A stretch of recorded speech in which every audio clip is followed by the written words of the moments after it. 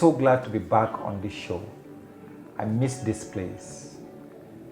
A few weeks back, or a month ago, this channel was locked by some simple mistake because we wanted to secure the channel. Well, we made a few mistakes and we got it locked and mixed up. But thank God we are back again. And from this on, we'll bring you live broadcasts of varying topics that has to do with missions and all that God is doing around us and with us. Today, we are bouncing back with a very exciting episode, the Girl Child Rescue Project. On Friday, I posted about the Girl Child Rescue and our intentions to bring 20 girls in January. And today you hear the live broadcast. And who else will be my guest? Who else can you guess will be my guest, if not my wife, who will be the mother of these 20 children and the next generation of children that will come. Hopefully we hope to have 200 children very soon, but we are taking them in batches, and the first batch will be 20 and they'll be coming this January. If you have not read my post about this, you need to go back to read my post on last Friday and you will get details. But then again here we'll have some of the details reflected. So on this show today, I'm very, very privileged to have my wife, Mrs. Ruth Phillips. You are welcome to the show. This is Mission Hub with Mac Phillips. Hi, I'm glad to be here. Right. Yeah. So nice to have you.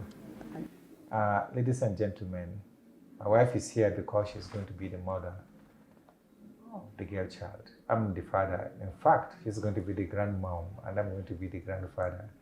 How nice it will be to finish your entire lifetime with little kids, helping them out. I'm looking forward to my retirement.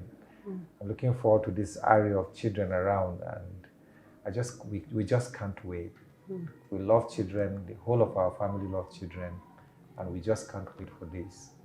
Why are we bringing 20 girls in January, you may ask? And for those of you who never read our post, this is why we are bringing 20 girls in January. You know, we have been building about the girl child. We have been building our safe haven here, but we've not completed the building. But events of the last few months made it necessary for us to bring the first batch of the girls. So where are we going to keep them since we didn't finish the building? We just rented a facility by the grace of God, even though we don't have anything to furnish it. But right now, we are set to have 20 girls come to stay. What categories of girls are we bringing? We are bringing 4 categories of girls. The first category are those girls who are sold to domestic slavery in different parts of the country. Their parents are very poor, they are very vulnerable, and they are not educated to know the implications of this. So a fine gentleman will come in the name of help, and in the name of help will collect many children, many girls from these parents. And in the name, because of the economic conditions, the poverty, the insurgencies that have practically made parents beg for food, losing their livelihood, they can't farm. So they take these children and take them to the southern part of the country and distribute them for a fee. Meanwhile, the parents don't really get this money. They come in the name of help you to educate these children, to take care of them. But those of us who are here knows what happens to the children. And so we ask them to be retrieved back. And a part of them are part of the rescue, part of the girls we are rescuing this January. The second category are those girls who have watched their parents being killed during these insurgencies. And currently, they are on the street begging in different IDP camps. We have 2 girls coming from one family. One is 8 and one is 10. And these 2 girls watch their parents being slaughtered.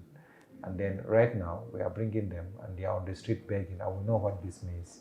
I learned that they sleep hungry, they are always hungry, they cannot feed, they sleep on the floor, on the ground, on dead. And then we want to bring these girls and many more, some of them. The third category are those whose parents, though alive, but are using them as sex slaves to go and prostitute to bring money because of the economic conditions. You well know that people have been displaced by their homes and their farmlands, they cannot farm. And so when they have these little girls, they sell them out, they ask them to go out and look for money. Usually what they do is they give them something to sell with the body language of don't come back without money. And whichever girl comes back with money, she's really taken. Then the third category are those who are likely going to be forced into forced marriages, and those who are facing the danger of being forcefully married and converted to Islam without their will. And these are the categories of girls we are bringing. We identified 20 of them, and we are bringing them this January, and we are trusting that God is able to help them to take care of them and also give them a better life. What do you think?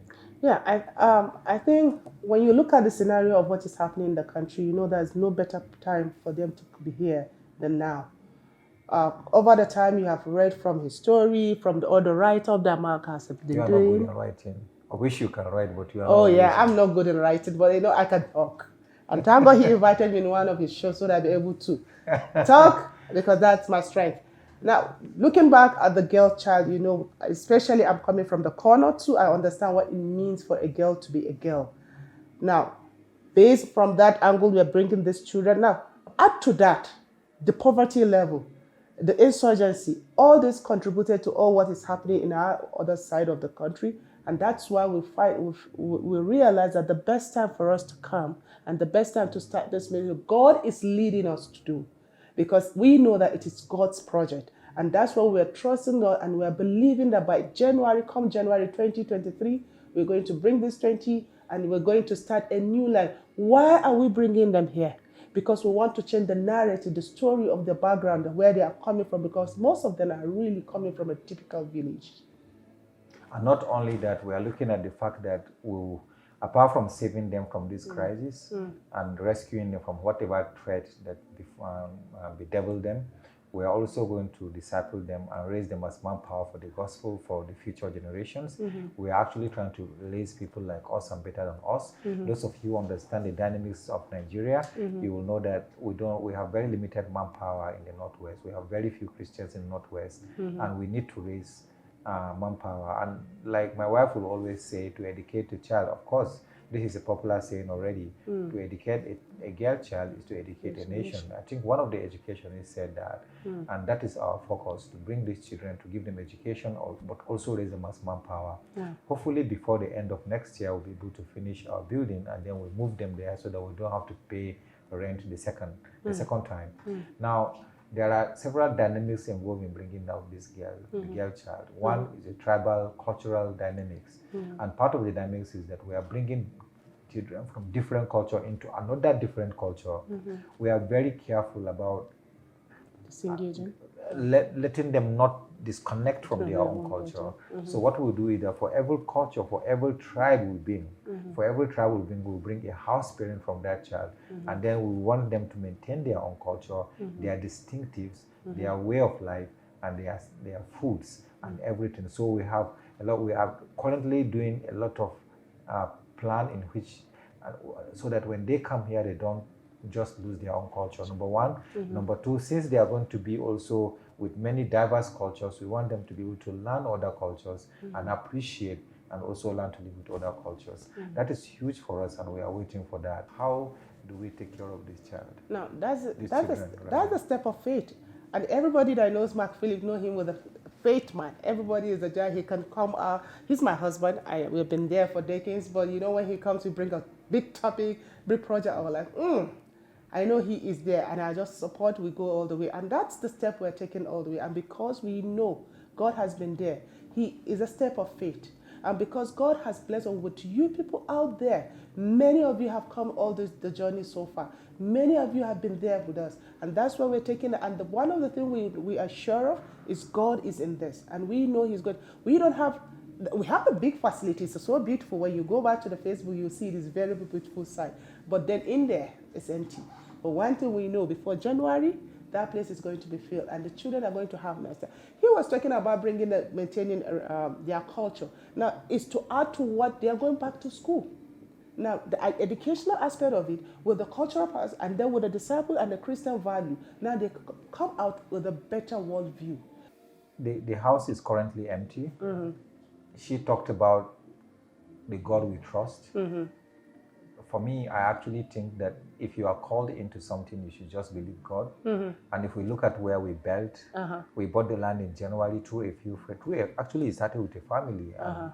I'm sure they will probably listen to this broadcast. And from that family to many other people coming, both within and without. And we had people support this project. We bought the land in December 2020. And then this is December, that's 2 years. And then in May, we started building. And this is like 1 year, 7 months. And then for us to have achieved this meant only God is here. That's And I couldn't just even wrap my mind about how we are able to get the funding to achieve this, but God came through. And so we are confident that God is in this. It's the same confidence that we have in God, that we believe that in January we will have all that we need to run the hostel for these girls. Now, we've been able to rent the place. We actually slept there for the last 3 days. We went there and slept. And then we left there this morning. And our prayer is that we're able to furnish that place. And we asked one of our staff to draw the budget for us. And when she brought back the budget, it was 10 million naira, an equivalent of $15,000. Where do we even hope to get this money? I tell you, we don't even have 100 naira or $1 for this project. But we believe that God who is in this will also bring these resources to bear. God who sees those children right now on the street. As I'm talking to you right now, this is about 6, 7 p.m. And I'm very sure that some of them are there now asking for food on the street. And this God who hears our prayer will bring them back. And since you are going to be the mother and the grandmother of the children, what do you think? I'm excited. You know, just as he said, it's nice to grow gray hair with children around you. And I believe children are blessings from the Lord, and that's what the Bible says. No less the girl child. No less the girl child. Wow. That has been neglected, and here they are coming and giving them a new life. I just wish people have an idea of what the girl child in the Northwest goes through. That's right. My family, one was abducted and was forcefully married. I can tell you right now, I don't know where she is, but I'm sure she's not doing well. She lost her education, she lost relationship, and just so many things. That's right. And that's why we're like, can we come all the way? Can all of us join her? Let's see that if we can save this girl child. The girl child, I believe everyone is coming from a mother. And she was once a girl. And now she's a mother. How do you appreciate your mother? It's through picking one of this girl and making her a better person, that tomorrow she'll be a better mother to somebody somewhere. So let's first of all appreciate those who have come along with us. I know that people really, at some point, I don't even want to talk about it. People really give and gave and gave. I don't even know how to count the number. If there are even people who give, we don't even know who they are and where they are coming from. So we really appreciate. The second is to pray that when this girl comes, they will really truly find meaning, and that their lives will be transformed, and not just that, they will get a good education, and then not only that, but they will become vanguards of the gospel in the next generation. Third, that God will give us grace to lead them. Incidentally, not just my wife, but all of our children are roped into this. That's right. And in this show, I will bring my daughter later, and Seskechu, and she'll be able to speak about her own thoughts. All the children wanted to be here today, but we felt, well, we can't have all of you on this on a very brief show like this. But since our daughter, we just have one daughter and she's a girl child, we thought we'll bring her, and I believe she will share what probably the idea about the girl child we have, because they have all been part of this. Number two is that we want you to be part of this in any way God is actually leading you to. We have a long list of what we need, and it will be on the comment section. And if God is leading you, please, it's just an inbox away. But we really want to do this, and we want you to pray that God will help us actualize this. We do not want to bring children and reduce them to very inhuman conditions. We do not want to bring children and just because they are from poor homes, because they don't eat good food there, because they would have been raped or they have been sexually abused. So we bring them here and reduce them to less humans. No, we want to do that. We don't want to do that. In fact, we want to bring them here and give them the best that we have given our children. That's right. We want to treat them like our own children. We don't want them to miss a thing. Even if it means a pack of Indomie, we don't want to be treated as if they are children of the poor. In fact, they are children of the Most High, the King of Kings. Do you have something to say as we close this show? Yeah, I'm just I'm just excited. I'm overwhelmed. I'm just, I don't know how to express it, but you can know, if you can see through my heart, you will see how excited I'm part of this God's project, because I believe it is God's project. And I'm a privileged person to be part of this and to partner with God for these children to have a new life. I just look forward to bringing them. So nice to have you on the show, and I'm Thank you glad so that much. we're all excited about it. We are Yeah. looking forward to having these girls. I'm so happy. Ladies and gentlemen, thank you. Now you. I'll bring my daughter on the show, and she will make a few remarks, and then we'll close, and then we'll come back and close the show. Thank you very much.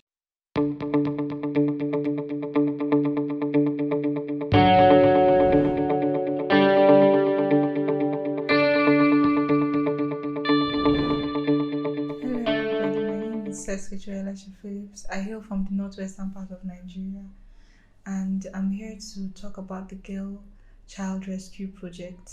So when you hear the Girl Child Rescue Project, what comes to your mind? Well, it's simply just a group of people, my mom, my dad, and I, which I would love to join later in the future as I grow. But then we to rescue girl child from especially the northwestern part of Nigeria that are being endangered, that are being raped, that are being forced into marriages, that are being forcefully converted into religions that they don't want to, that are being made orphans by terrorist attacks, that are just being endangered by the vices of our new age. So we we started a safe house. We started building a safe house here in Jos. But then due to some financial issues, rent off we had to rent a house because there are 20 girls as we speak that are being endangered. And why is it a happening issue? Why is it something that causes an alarm? Imagine you having your daughter, your sister, you yourself, your wife, or anybody, any lady around you being forced to marry someone who is not even their age mate, but someone who is older, being forced to change their religion, being forced to go into slave trade, or even taken away from their families because of their family's financial issues. They had to give her off, being told to do things against her will, not even believing she has a future for herself tomorrow, or not even believing in herself as a lady, not even believing in her capabilities, not even having the rights over her body. That is very heartbreaking. I cannot imagine that happening to anybody. Even you will not even wish that for someone who you dislike. But with the team, my mom and my dad, we are able to rescue with God leading us. We are able to rescue some of those girl child and bring them to a safe home here in Jos. But then we cannot do that alone. God has been helping and leading us with the help of few volunteers, and we need more and more volunteers because the work that we have at hand is a lot, and we believe that we can change the narrative of those girls. We can change and make them better people to influence their society. We are privileged. We sometimes, because of the comforts we are in our houses, the way we wake, we come into a home where everything is given to us, where we have everything we need. We have the opportunity to be in a good school, to eat 3 times a day, but we don't, because of that and because of how frequent we see it and how rampant it is in our society where we are and how safe it is. We don't realize that there are people out there that are not even privileged to have half of what we have. And not because you are privileged means you can't help others out there.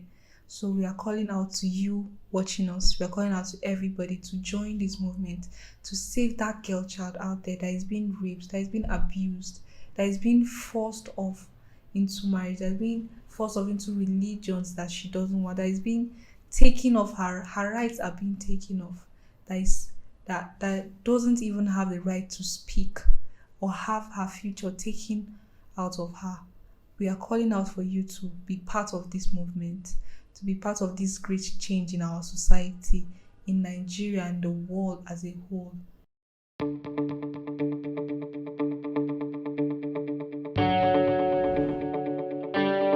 and gentlemen, we have come to the end of the show today. Friday. I'm sure you've listened to many. If you have questions, you can reach out to us and you can just write in the comment section or you can inbox. And we are looking forward to a great time. Next year is going to be a different phase in our lives, and we are sure that you are there and you come along with us. May God bless you. Keep praying, keep supporting, and keep whatever that the Holy Spirit is asking you to do. Let's do this together. I'm so glad to be back on the show again, and I will look forward to having you on Friday on another different episode. May God bless you. Thank you.